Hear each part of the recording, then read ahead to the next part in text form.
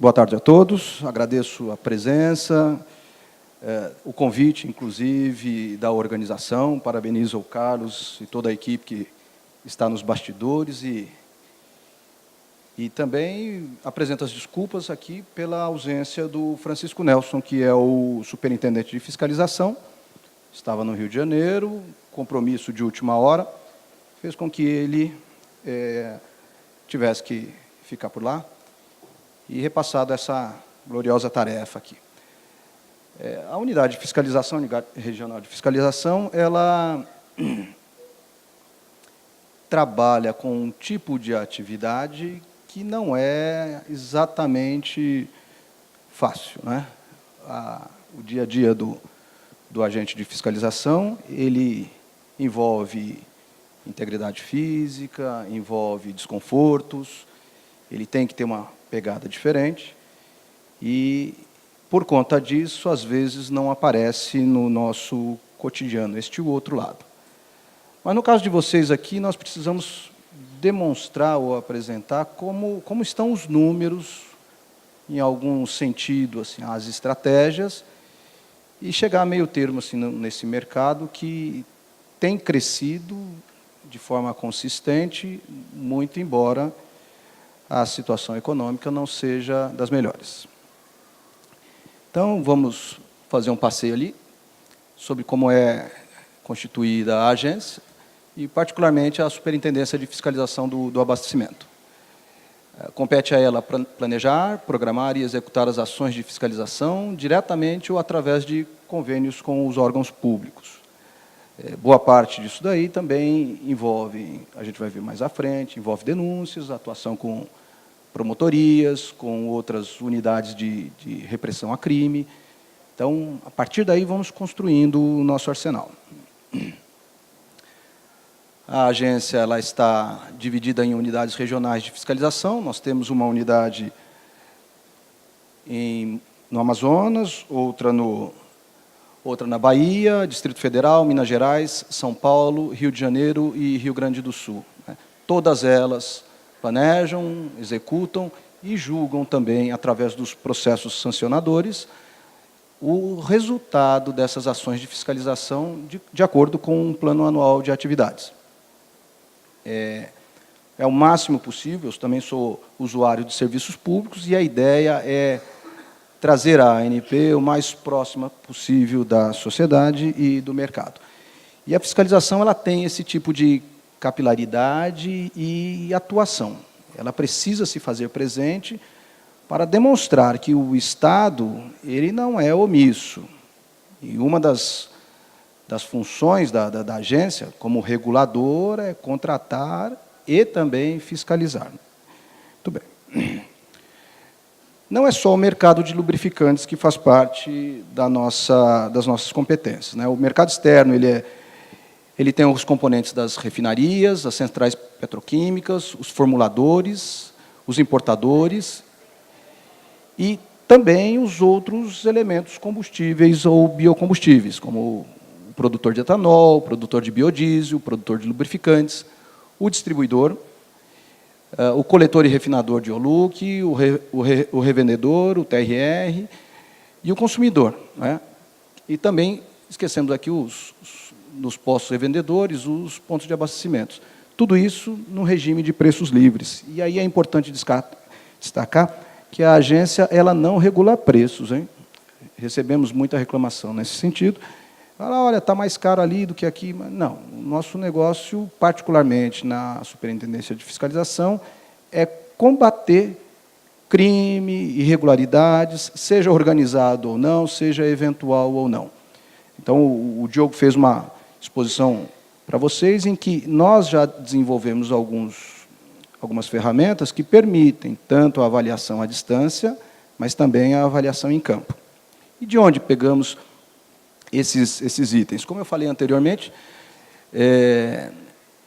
esses norteadores de planejamento são os resultados do PML, que é no monitoramento de lubrificantes, as denúncias e as solicitações de órgãos públicos, o que é muito bem-vindo, que vocês são plenamente conhecedores do mercado de vocês, é quando vem alguma orientação ou uma indicação firme, porque sempre se tratam de operações que geram um custo para o contribuinte, uma operação federal, de uma unidade federal, sempre ela tem um ônus associado.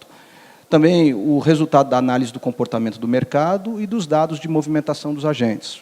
A gente está vendo agora que o SINP ele fecha algumas portas e permite que a gente faça um delineamento melhor de mercado.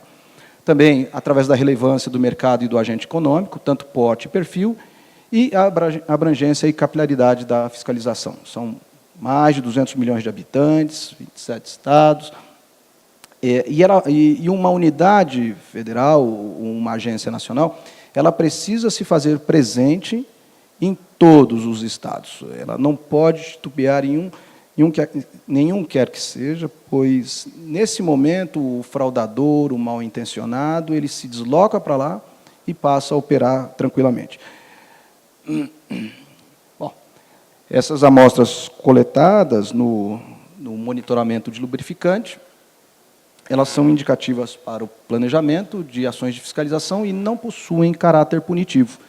Então, muitas vezes, quando o colega lá vai fazer esse recolhimento, a coleta do lubrificante, eventualmente ele pode ser destratado, não por aqueles que estão regularmente constituídos ou bem intencionados, mas é um indicativo, às vezes, de que os maus tratos ou a recusa em colaborar ou entregar a coleta, que é a dificuldade de acesso à própria empresa, já é um indicativo que a empresa não está bem intencionada, né? Também, nesses casos, não implicam em lavratura do documento de fiscalização ou a abertura de um processo. Lembre-se que o documento de fiscalização ele é um derivado da atividade de fiscalização. Foi lá uma equipe de fiscalização, visitou a sua empresa, elaborou um documento oficial e formal, e, a partir daí, se houve a constatação ou não de alguma irregularidade, a partir daí é que se gera um processo administrativo, tendo os princípios constitucionais e as garantias processuais salvaguardadas dentro de um processo administrativo. Quem viu um Brasil daqueles anos mais rígidos percebe o quanto é importante essas garantias processuais. Também, a ação de fiscalização, quando ela pretende verificar a qualidade do produto, envolve a coleta de duas amostras, a chamada amostra e a contraprova. A amostra-prova da ANP e a amostra-contraprova do agente econômico regulado fiscalizado. Então, no momento em que foi feita a coleta, na presença, inclusive, do representante ou preposto da empresa, é também separado uma contraprova, fundamental caso evolua o processo administrativo para um processo judicial. Bom, como é que está a fiscalização no território brasileiro? Os resultados operacionais. Em 2014, foram aproximadamente 18.700 ações, em 2015, 18.000 ações, houve uma ligeira queda, apesar de atravessarmos sempre condições mais hostis nos aspectos econômicos e financeiros. Em 2016, subimos para 20.000 e alguma coisa. A tendência é uma manutenção, ainda que nós tenhamos uma contenção expressiva no ambiente institucional e governamental. Observa que uma coisa importante é que não existe somente o segmento de lubrificantes. Uma agência reguladora, cada qual na sua área de atuação, ela trabalha com diversos segmentos. Na ANP, em especial, nós temos tanto os produtores, os coletores, os postos revendedores, os pontos de abastecimento, os distribuidores de asfaltos, os distribuidores de combustíveis, as plantas de biodiesel, uma infinidade. E, para cada uma dessas, um arcabouço regulatório específico. Então, é uma atividade complexa que demanda que o agente atuante domine parte expressiva deste arcabouço regulatório, né? Mas o quantitativo que envolve disso é da ordem de 100 mil, 120 mil agentes econômicos. Então, é um quantitativo expressivo e a agência precisa, em cada um dos segmentos, mostrar a sua atuação presente. falando objetivamente, as ações de 2016, tivemos ali, para importador de lubrificantes, uma ação, uma infração, sem interdições e sem apreensões. Eu acho que até tem o ponto de vista positivo nisso, né? O produtor de lubrificantes, 87 ações, 45 infrações, 2 interdições e apreensões. Os números podem produzir uma falsa informação. Aqui não significa que necessariamente 50% ou algo em torno disso está irregular ou não conforme. O fato é que, em alguma ação de fiscalização, pode ocorrer várias coletas, e nessas coletas, quando eu chamava a atenção aos senhores, nessas coletas, quando a indicação é firme, eventualmente, a maior parte delas podem estar irregulares ou não conformes. No refinador, foram 18 ações, 5 infrações, nenhuma interdição. Para o coletor, 38 ações, 13 infrações, uma interdição, de um total de 144 ações de fiscalização em campo para o segmento de vocês em especial. 64 infrações, 3 interdições e uma apreensão. Muito bem. Tá lá, em 2016 foram realizadas 144 ações em todo o segmento, e aí os tipos de infração que foram mais relevantes, né, entre comercializar e deixar de apresentar, ou apresentar incorretamente as informações de movimentação de produtos, foram da ordem de quase 69%, 70%. Né? Então, olha, este é um dado importante. Embora nós tenhamos o SINP avaliando aspectos que sejam interessantes na movimentação dos produtos, também este aspecto aqui é muito impactante para o mercado consumidor. O produto não conforme, que em geral se desdobra em um processo criminal, a depender da ação, se for uma força-tarefa, inclusive com a condução do responsável para prestar esclarecimentos, isso é um dos aspectos mais relevantes para a agência e que ela tem batido muito firme nisso daí. Então, está lá, comercializar produto com rótulo ou lacre em desacordo com a legislação, vamos repisar que quase 10%, na verdade 11,2%, construir ou operar instalações sem autorização, aproximadamente 6% do total avaliado, comercializar ou armazenar produtos sem registro ou informação de registro, aproximadamente 4%, bem como exercer a atividade regulada sem autorização. Cada um dos senhores que investe na própria empresa para que tenha regularidade na sua atividade, este também atua como um desequilíbrio ou uma deformação na relação regulatória. No momento em que o indivíduo não consegue entrar na atividade de forma regular, ele passa a disputar com os demais de forma desproporcional. Também não cumprir a notificação e o equipamento ausente ou em desacordo com a legislação em quase 4% e quase 2%. Bom, as principais motivações, nesse caso, para o importador, comercializar, agora por segmento específico, né, por agente econômico específico, comercializar o produto não conforme com o registro, comercializar produto sem registro na ANP, comercializar produto com rótulo em desacordo com a legislação. Para o produtor de óleo lubrificante, comercializar o produto não conforme com o registro, deixar de apresentar ou apresentar incorretamente a documentação de movimentação, comercializar produto com rótulo em desacordo, construir ou operar instalação sem autorização, não cumprir a notificação e exercer atividade regulada sem autorização. Nesse item, não cumprir notificação, está tudo, desde a parte de documentos em que, numa ação de fiscalização, é solicitada alguma coisa para esclarecimento de dúvidas, até, propriamente, uma auditoria à distância que pode ser feita. Para o refinador, a amostra prova de óleo lubrificante reprovada, que são aquelas coletas que eu já citei anteriormente, deixar de apresentar ou apresentar incorretamente documentação de movimentação de óleo lubrificante usado e básico, não cumprir notificação, para o coletor deixar de apresentar a documentação, exercer atividade regulada sem autorização, não cumprir notificação, utilizar formulário incorreto para coleta de OLUC e construir ou operar em instalação sem autorização. Muito bem, para 2017, e à medida que a gente vai recebendo essas demandas, reclamações e contribuições, está lá, o número de ações.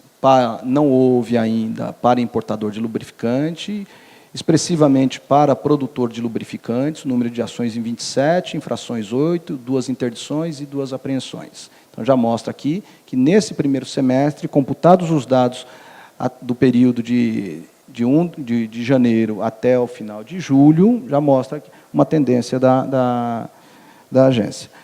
O refinador, duas ações até o momento, e o coletor, 6, num total de 35. Dessas, infrações em 9, interdições em 3 e apreensões em 2. É óbvio que ninguém fica feliz, tanto a equipe de fiscalização como a empresa que é autuada, de receber um auto de infração. Para a Lei 9847, que é a que prevê quais são as penas e punições, os itens mais relevantes lá do artigo 3º é o inciso 2, né, que é comercializar em quantidade ou especificação diversa da autorizada ou dar ao produto destinação não permitida ou diversa da autorizada. Um exemplo disso é que quando fazemos uma interdição, deixamos lacrado ali e diz, olha, não mexa nesse produto. Quando retornamos lá para a manutenção da interdição, chegamos ali e não constatamos mais o produto. Ele deu uma destinação diversa ao produto, né? E também quanto à quantidade ou especificação. Para o item 11, que é um dos que gera um processo criminal com informação também ao Ministério Público, né? Quanto a importar, exportar e comercializar derivados de petróleo fora de especificações técnicas, com vícios de qualidade ou quantidade, inclusive aqueles decorrentes das disparidades com as indicações constantes do recipiente, da embalagem ou rotulagem, que os tornem impróprios ou inadequados ao consumo a que se destinam ou lhes diminuam o valor. Então, o indivíduo aqui, ele tá comercializando um produto fora da especificação, e aí, obviamente, ele afronta não só a Lei 9847, mas também a Lei contra Crimes Econômicos, né? Também o item 15, que é deixar de fornecer aos consumidores as informações previstas na legislação aplicada ou fornecê-los em desacordo com a referida legislação. Então, seja no caso do rótulo, ou seja lá quando a gente pega lá nos postos revendedores, que o produtor ou o revendedor não está informando adequadamente os dados do produto comercializado. E aí, algo bem interessante, como foi a evolução no cenário da fiscalização, como era antes, né, e o que vem acontecendo gradativamente. Então, primeiro, a partir do ano de 2012, 2013, a fiscalização passou a basear-se em vetores de inteligência. Mudou um pouco da força bruta e passou a se integrar mais àqueles, diminuiu a quantidade, mas aumentou a qualidade, de tal forma que desse mais condição às operações.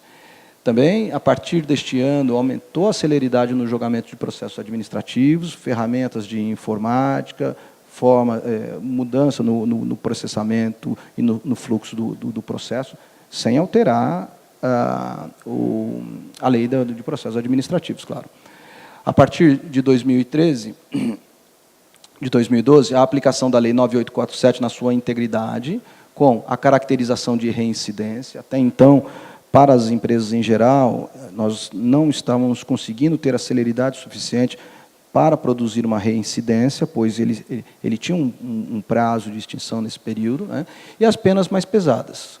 Passamos a aplicar as suspensões e revogações. Então, houve um corte de comportamento, e tanto no segmento para lubrificantes, como nos demais segmentos de combustíveis, começaram a perceber que o negócio ia aumentar em termos de punição.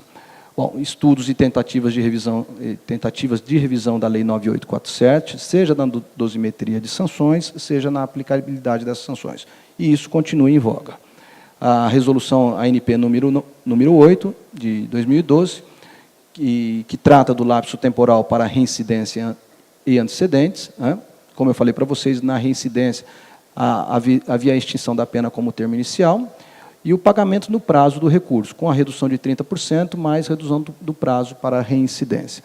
Então, de novo, aquela característica punitiva, opressiva de Estado não é exatamente o perfil que a fiscalização quer dar. Ela quer moralizar o mercado, trazer condições justas e mais adequação na atividade regulatória, que vai beneficiar as empresas e, no final das contas, o consumidor. Também a resolução número 64, de 2014, que é a desconsideração para fins de caracterização de reincidências de processos pagos até 13/4 de 2015, ou seja, foi um alargamento de prazo para ajuste, ou cujos pedidos de parcelamento tenham sido homologados até 27/2 de 2015. Também a resolução ANP número 12, de 27/2 de 2015, que prorrogava o prazo da resolução 64 de 2014. Quanto aos cenários, está lá. O julgamento de cerca de 12 mil processos administrativos sancionadores. Então, nós tínhamos ali, desde aquele período, lá dos anos 90, mudanças, CNP, DNC, ANP, né, tínhamos um passivo de processos. Esse passivo foi eliminado. Veja só, quase 12 mil processos. Sabe-se que a agência ela é enxuta, demanda muito trabalho para os servidores, tanto internos quanto externos, e sem diminuir a atividade de aumento desse estoque também, porque, ao mesmo tempo que estávamos julgando esses processos, também estavam entrando outros autos de infração. Então, o estoque inicial de quase 3.400 processos, atualmente novos processos quase 6.000, os processos julgados 4.300, outros de 77, que vêm de outros estoques, e o estoque final de 5.000 processos. E como é a distribuição, a estratificação desses processos? 3% de processos têm até 6 meses de idade. Né?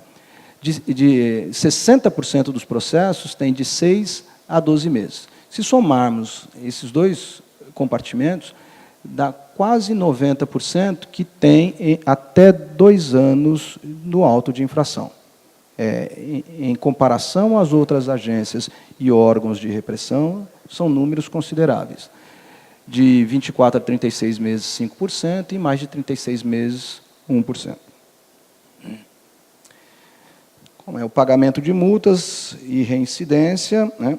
Então, essas aqui são regras de como se faz os pagamentos, o que acontece havendo a redução de 30% ao ser pago no prazo definido, o prazo após a interposição de recursos, que é o escopo da Resolução 64 de 2014, e depois a 40 de 2010, quando ela condicionava ou possibilitava o parcelamento da multa em até 60 prestações consecutivas, com parcelas mínimas de R$200. Então, é sempre chances para que um indivíduo fale, olha, você tem ainda a condição de retomar a sua atividade sem que se torne inviável o seu negócio. Também, algumas alterações foram relevantes, né? A Resolução 669/17, consultas e audiências públicas, os senhores participam disso, sabem que os processos são transparentes, participativos. Bom, e quais são os desafios atualmente, né? Tornar a fiscalização eficiente com recursos financeiros e humanos limitados. É uma atividade árdua, não é difícil, não é atraente, exige um perfil deste tipo de indivíduo que tenha uma abordagem equilibrada, rígida, porém equilibrada, mas nós estamos hoje num cenário em que queremos um Estado mais enxuto e também mais ágil, né? A morosidade na alteração da legislação inerente à fiscalização, particularmente na Lei Federal 9847, no Decreto 2953. Também os ganhos de celeridade na tramitação de processos sancionadores, uma vez que aumenta a celeridade desses processos, é possível liberar mais gente para a atividade de controle e repressão, a percepção de número expressivo de agentes econômicos que, após a revogação, migraram para a clandestinidade. Falávamos há pouco, agora no café, sobre esta mácula que impacta diretamente na sua atividade. Não queremos um indivíduo que crie uma disputa desproporcional, Não aquele que está ao arrepio da lei, escondido lá no recôndito nos cafundós ali praticamente, e é difícil encontrá-los. Este indivíduo, ele é alvo da agência. Tá? Muito bem. Vamos ter um bate-bola agora, uma conversa, e eu chamo o Carlos aí para nos apresentar.